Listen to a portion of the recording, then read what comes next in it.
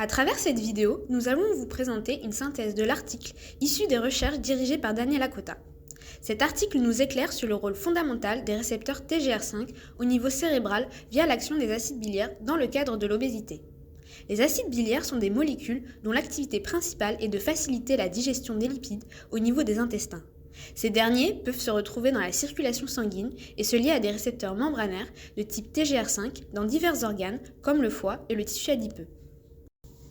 De plus, des études antérieures ont montré qu'une supplémentation en acide biliaire chez la souris obèse au niveau périphérique active les récepteurs TGR5 du tissu adipeux, favorisant la dépense énergétique par la thermogénèse et donc la perte de poids.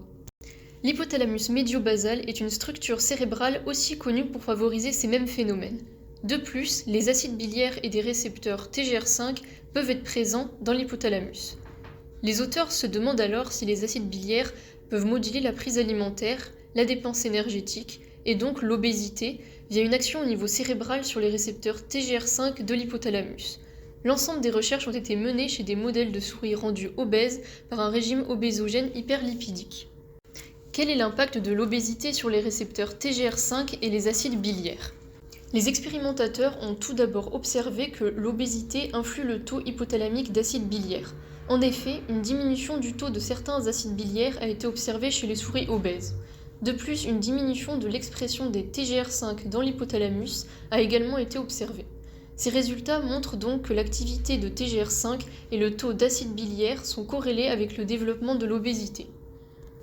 Après avoir observé une corrélation entre l'obésité et le taux d'acide biliaire, les expérimentateurs ont cherché à montrer qu'il existe un lien causal entre les deux.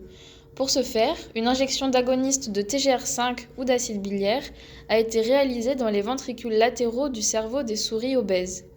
Après avoir vérifié qu'ils diffusaient dans l'hypothalamus mais n'étaient pas présents dans la circulation sanguine, il a été découvert qu'une injection diminue la prise alimentaire et la prise de poids chez ces souris.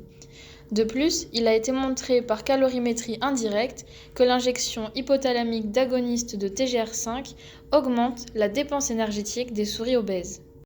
Comment peut-on alors expliquer l'augmentation de la dépense énergétique chez ces souris ? Il a été constaté que l'effet de l'agoniste de TGR5 sur la dépense énergétique des souris obèses n'était plus observé quand on maintenait les souris dans des conditions de neutralité thermique, ce qui suggérait la possibilité que cet effet passe par une activation du système nerveux sympathique. En effet, l'activation du système nerveux sympathique peut maintenir ou augmenter la température de l'organisme. Cela passe par différents mécanismes, comme la vasoconstriction, ou bien l'augmentation de l'activité métabolique des adipocytes bruns, permettant alors la production de chaleur. Une sympathectomie chimique a alors été réalisée par des injections intrapéritonéales de neurotoxines. Dans ces conditions, les effets favorables de l'agoniste de TGR5 sur la prise de poids, la prise alimentaire et la masse grasse n'étaient plus observés. Ainsi, l'activation centrale du récepteur TGR5 favorise donc la perte de poids en stimulant le système nerveux sympathique. Enfin, pour démontrer le rôle de TGR5 dans l'obésité, les auteurs ont réduit son expression dans l'hypothalamus médio-basal.